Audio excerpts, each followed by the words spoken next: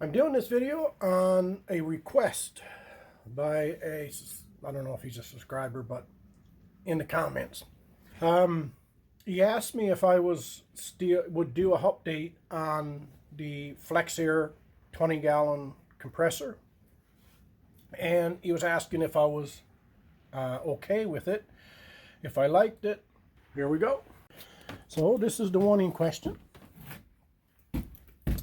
You can check out that other video when I first got this. Say a few of the tools that I use it for. That's the sheet metal shears.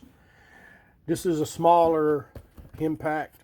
This is a beast of an impact. A hair hammer, a descaler.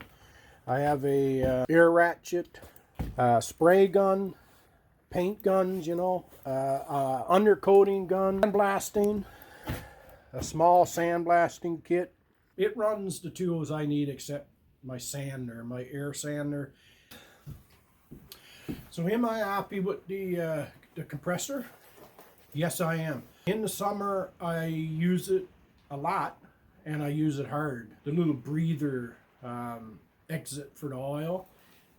It's cheap, it's just plastic, so you can't, just make sure you're not bumping stuff around, dropping anything on it. Cheap parts. I had a oilless one. Man, was it loud. A lot louder than what this one is. But maybe tomorrow when I go to use it, it might take a shit. But, it is what it is. The recovery time is really good. I think from empty to shut off, I think it was 8 minutes, which is not bad. I did take the switch off, and it used to shut off at 125 at the factory.